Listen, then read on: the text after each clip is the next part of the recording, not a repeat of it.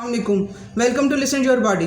कुछ लोग अपने सामने वाले की बात को अंडरस्टैंड नहीं कर पा रहे होते। उन्हें समझ आ रही होती है कि वो कुछ कह रहा है, उसको देख रहे होते हैं, उसकी बात को समझने की कोशिश कर रहे होते हैं, लेकिन सिर्फ वो ये समझ पाते हैं कि वो कुछ बोल रहा है, उसका मुंह हिल रहा है, लेकिन वो समझ नहीं पाते हैं, उसकी बात को अंडरस्टैंड नहीं कर पाते हैं। इस सिचुएशन को कहते हैं ब्रेन फॉग होना। ठीक है, इसमें उनकी जो सी नर्व्स हैं वो वीक हो चुकी हुई होती हैं और वो समझ नहीं पाते हैं कि वो उनके माइंड तक वो आवाज़ें उनके कानों तक आ रही होती हैं, लेकिन वो उनके ब्रेन तक वो सारे सिग्नल नहीं जा पा रहे होते कि वो उसकी बात का मकसद क्या है, वो क्या रहा है। तो इसके पीछे अब ब्रेन फॉग के पीछे अब नर्वस सिस्टम का वीक होना है।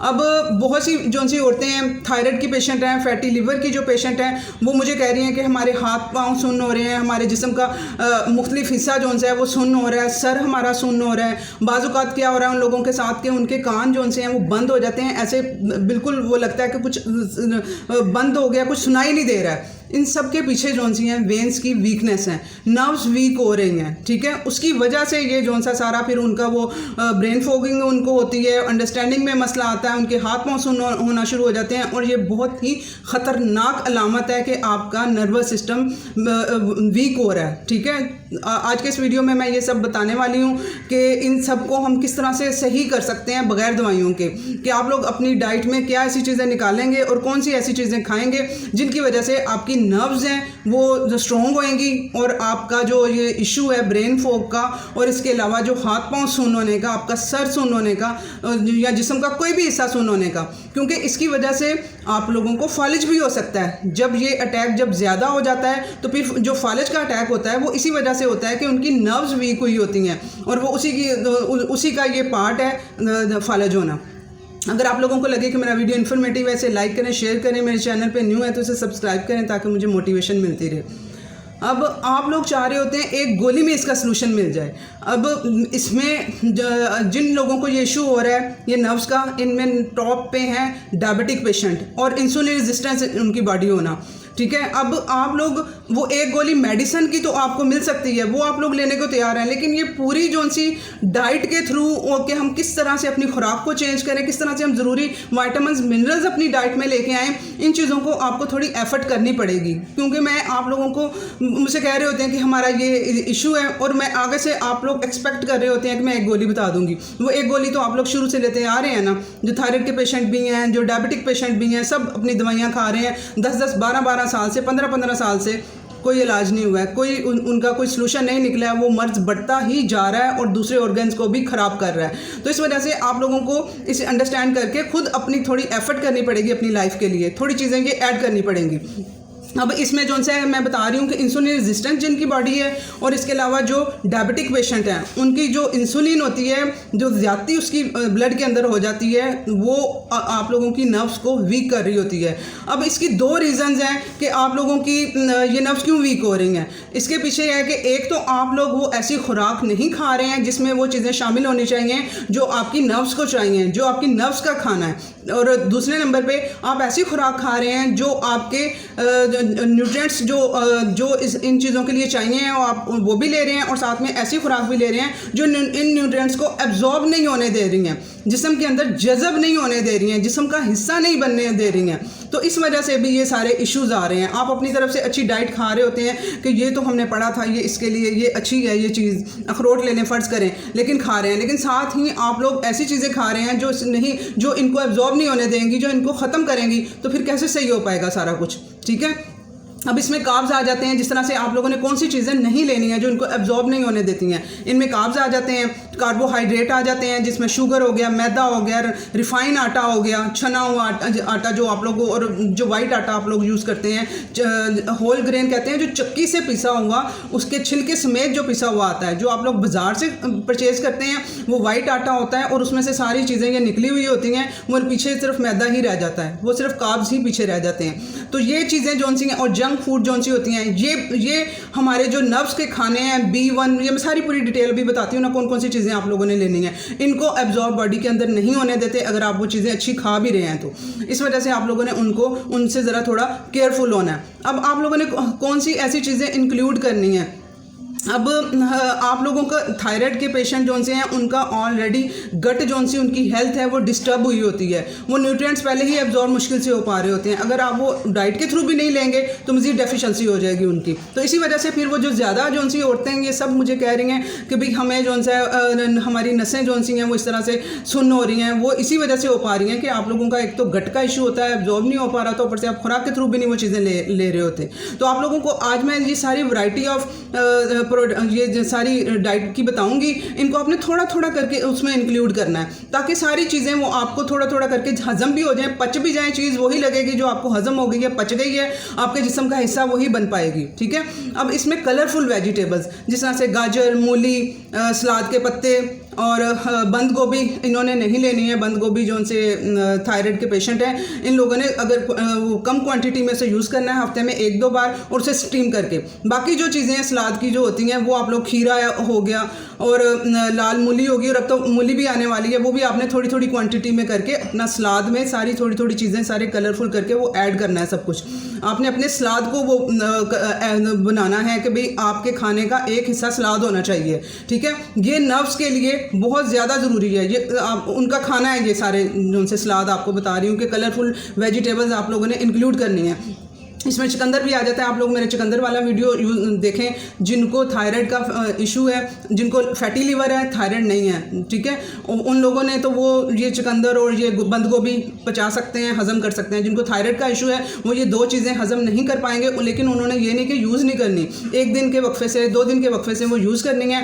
वो चुकंदर वाला वीडियो देख लें, उससे आपको पता चल जाएगा किस तरह से आप लोगों ने उसे कंज्यूम करना है। ये चीज़ हो गई। दूसरी, आप लोगों ने ऐसी फूड जो ओमेगा 3 जिनमें ज़्यादा होता है, जैसे कि अखरोट हो गए, अलसी हो गई, इनमें ओमेगा 3 ज़्यादा क्वांटिटी में पाया जाता है। और इसके अलावा जैतून का तेल, आजकल तो जैतून वो होल में भी मिल रहे हैं ना, तो आप लोग वो 2-3 दाने वो खा लिया करें। अगर जैतून का ऑयल नहीं होता तो आपने, और जैतून का जो तेल है आपने ऑलिव ऑयल को कुकिंग में यूज़ नहीं करना है। वो लोग क्या करते हैं उसके साथ वो खाना बना रहे होते हैं, वो हीट में जो सा है ना जैतून का तेल, उसके न्यूट्रिएंट्स ख़त्म हो जाते हैं। आप लोगों ने उसे ठंडा ही यानी जिससे, और बल्कि किचन में भी उसे नहीं रखना है, जहाँ पे हीट होगी वहाँ पे नहीं रखना है आप लोगों ने ऑलिव ऑयल को। और आप लोगों ने उसे, जो मैं सलाद बता रही हूँ, आप लोगों ने उसके ऊपर छिड़क के खाना है, 2-2 चम्मच उसके ऊपर छिड़के और उसके साथ वो यूज़ करें। आप लोगों ने उसे कच्चा खाना है और उसके ऊपर डाल के खाना है। ठीक है।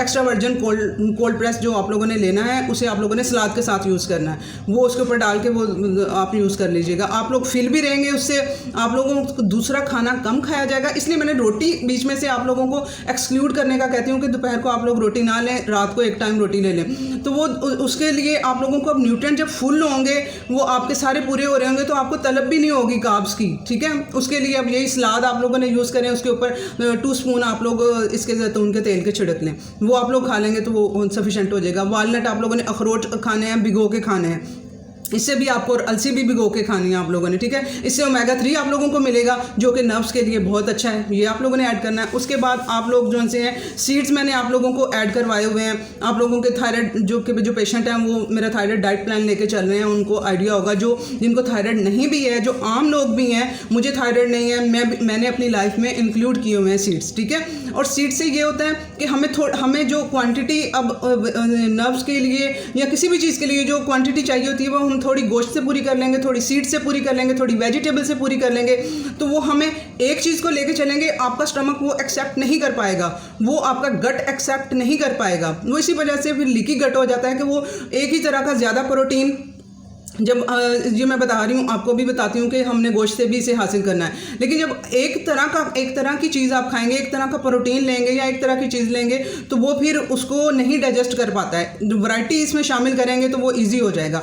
अब सीड्स में आप लोगों ने कौन से सीड लेने हैं, इसमें आप लोगों ने तिल लेने हैं। तिल से अब ये देखें, एक चीज़ से आपको विटामिन्स या मिनरल्स के लिए आप लोगों ने सप्लीमेंट की तरफ नहीं जाना है, सिवाय विटामिन डी के। ठीक है। वो खुराक के थ्रू पूरा नहीं हो पाता है, और सन रेज भी हम लोग इतनी नहीं ले पाते हैं कि वो हमारी स्किन खुद प्रोड्यूस कर सके। सिर्फ एक सप्लीमेंट आपने लेना है, बाकी जो से विटामिन्स और मिनरल्स हैं आपने खुराक के थ्रू ही पूरे करने हैं। और इसमें एक सीड एक अच्छी हमारे पास चॉइस है कि इसमें विटामिन्स भी आ जाते हैं, मिनरल्स भी आ जाते हैं, और जो कि हम लोगों को पॉलीसैचुरेटेड फैट्स भी आ जाती हैं, और अनसैचुरेटेड फैट्स भी इसमें आ जाती हैं, पॉली अनसैचुरेटेड फैट्स भी आ जाती हैं, हेल्दी सैचुरेटेड फैट्स भी इसमें आ जाती हैं। एक तरह से समझ लें कि गुड फैट्स, जो मैं कह रही होती हूँ कि इंसुलिन जिनको है, इंसुलिन रेजिस्टेंस है, जिनको डायबिटिक है, जिनको थायराइड का इशू है, जिनको फैटी लीवर का इशू है, इन सब ने गुड फैट्स बढ़ाने हैं। जो मैं गुड फैट कह रही होती हूँ ना, वो यही चीज़ें हैं, ठीक है। आप लोगों ने ये सीड्स हैं, ये भी आपको गुड क्वालिटी ऑफ फैट्स देंगी। अब इसमें तिल भी आप लोगों ने यूज़ करने हैं। तिल में अब कैल्शियम भी पूरा हो जाएगा, आपको ये B1 भी पूरा हो जाएगा, कम्प्लेक्स जो विटामिन B1 है, ठीक है, जो ये मैं पूरा करवा रही हूँ। किन से?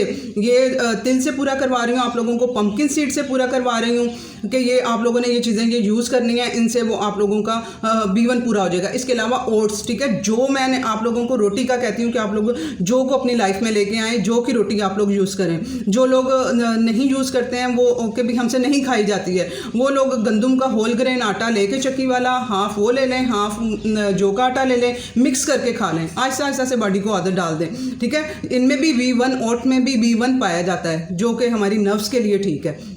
अब आप लोगों ने इनको जो तिल हैं इन्हें भी भिगो के खाना है। और वो जो पंपकिन सीड है वो ग्रीन कलर के इंपोर्टेड होते हैं, वो भी अच्छे होते हैं। लेकिन जो लोग अफोर्ड नहीं कर सकते, परेशान नहीं होना, आप लोगों ने लोकल ले लेने हैं, ठीक है। कद्दू के वाइट कलर के जो बीज होते हैं आप लोग लोकल ले लें, वो ज़्यादा क्वान्टिटी में, थोड़े पैसों में ज़्यादा आ जाएंगे आप लोगों के, वो यूज़ कर लें। ज़रूरी नहीं कि आप लोगों ने इंपोर्टेड चीज़ ही खानी है। तो पंपकिन सीड आप लोगों ने ऐड करने हैं इसमें, ये B1 हमारा पूरा करवाएंगे, ठीक है। B1 किसके लिए अच्छा है? नर्व्स के लिए अच्छा है। और सीड से क्या होगा, एक तो हम फाइबर भी हमारा पूरा हो जाएगा, आप लोग यानी कि फुलफिल खा के आप लोगों को वो लगेगा कि हमने कुछ खाया है, उसके हम लोग फिल हैं, एक सेटिस्फेक्शन होगी आप लोगों को। उसके बाद उसमें न्यूट्रिएंट्स थोड़ी क्वांटिटी खाएंगे, न्यूट्रिएंट्स ज़्यादा मिलेंगे, ठीक है। उससे भी आप लोग फुलफिल फील करेंगे, आप लोगों को भूख जल्दी नहीं लगेगी। जो डायबिटिक पेशेंट हैं वो उन लोगों को हो रहा होता है कि बार बार उन्हें भूख लगती है, उसकी रीज़न यही होती है कि उन्होंने अपनी डाइट में गुड फैट्स नहीं ऐड किए होते, उन्होंने प्रोटीन ऐड नहीं किया होता उसमें। एक हमें सीड से प्रोटीन भी हमें हासिल होगा। तो ये चीज़ें सारी मिल के जो है आपको सेटिस्फाई रखेंगी, आपका फैसिएशन हार्मोन जो है उसको कंट्रोल करेंगी और वो आपके इंसुलिन को कंट्रोल करेगा। इस तरह से आपकी बीमारियाँ रिवर्स होंगी, ठीक है। ये थोड़ी थोड़ी चीज़ें करके आप लोगों ने ये सब कुछ ऐड करना है। अब सेलेनियम चाहिए होता है, ठीक है, नर्व्स के लिए। अब सेलेनियम हम लोगों को कहाँ से मिलेगा? मशरूम से मिलेगा। अब मौसम आ गया, मशरूम्स भी आप लोगों को सब्जी की दुकान से मिल जाएंगी, ठीक है। जो अच्छी वेजिटेबल शॉप होगी वहाँ पे वाइट कलर की जो मशरूम्स हैं वो वहाँ से मिल जाएंगी। मैं आप लोगों से रेसिपी भी उसकी शेयर करूँगी, बहुत अच्छा उसका सालन बन जाता है। आप लोग उसे एज अ सालन भी यूज़ कर सकते हैं और रोटी के साथ भी खा सकते हैं, बगैर रोटी के भी खा सकते हैं मशरूम को। इसकी 2 रेसिपीज़ हैं, मैं आप लोगों के साथ इसको शेयर कर दूँगी। एक तो सेलेनियम आप लोग उससे हासिल करेंगे, दूसरा आप लोगों ने गोश्त लेना है, ठीक है। गोश्त से हासिल करना है, लाजमी गोश्त को ऐड करना है, रेड मीट। चाहे छोटा जो लोग अफोर्ड कर सकते हैं वो बकरे का गोश्त यूज़ कर लें, जो नहीं अफोर्ड कर सकते वो लोग हड्डी वाला गोश्त जो उनसे है वो बीफ का ले लें, ठीक है। लेकिन लेना है, इससे आप लोगों को सेलेनियम भी पूरा होगा, आयरन भी पूरा होगा, जिंक भी पूरा हो जाएगा। कितनी चीज़ें एक चीज़ के खाने से पूरी हो जाएंगी।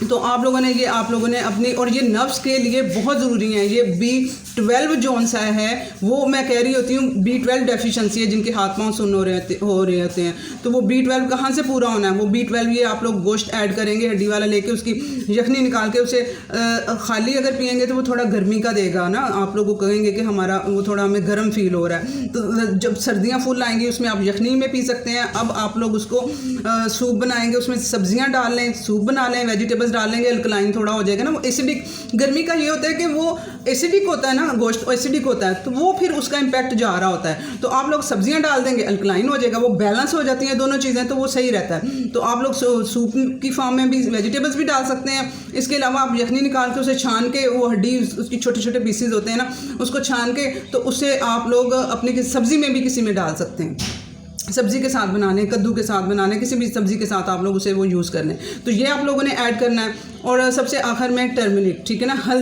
हल्दी का यूज़ आप लोगों ने करना है। ये आपकी नर्व्स के लिए जो अंदर इन्फ्लेमेशन आपके बॉडी के अंदर हुई है, ये हल्दी ने कम करनी है, ठीक है। ये हल्दी उसको डाउन करेगी, उस एंटीवायरस और एंटीबैक्टीरियल, इसके कहीं दुनिया जहान के इसके अंदर फ़ायदे हैं हल्दी के अंदर। आप लोग मेरा वीडियो हल्दी वाला भी देख सकते हैं। आप लोगों ने इसको किस तरह से यूटिलाइज़ करना है कि आपके जिस्म का हिस्सा बन जाए, क्योंकि ये फैट सोल्यूबल है, फैट के साथ खाएंगे। जैसे दही हो गया, दूध तो मैं नहीं आपको यूज़ करने देती हूँ कि दूध के साथ नहीं खानी है आप लोगों ने दूध यूज़ नहीं करना है तो दूध के साथ खा भी नहीं सकते, तो आप लोग दही यूज़ करना है आप लोगों ने, तो दही में उसे डाल के आप लोगों ने खाना है। ये मेरा इसका वीडियो भी देख लीजिएगा, उसमें डिटेल आपको पता चल जाएगी। तो ये सारी चीज़ें आप लोग अपनी लाइफ में इंक्लूड करें, जितनी भी किश्वर, सुमेरा, ये सब जिनके, और बहुत सी, ये एक का नाम नहीं है, ये बहुत सी हैं जो कह रही हैं कि मेरे इस तरह से मेरा भी नब्ज़ हो रहा है, मेरे भी इस तरह से हो रहे हैं। ये इन सब की जौन सी हैं वो पीछे deficiency of B complexes, B1, B12, ये इन सब के इनकी डेफिशिएंसीज हैं, उनकी वजह से ये वो सारा वो हो रहा है, इनको ब्रेन फॉग और ये सारी चीज़ें। अब उनको पूरा कराने की मैंने पूरी कोशिश की है कि सारी चीज़ों को ऐड कराऊँ। अब मैं आपको बता रही थी कि अगर मैं सिर्फ गोश्त ऐड करवा दूँ, मैं कह दूँ कि गोश्त से हमें हासिल होता है और हम लोगों ने गुड क्वालिटी का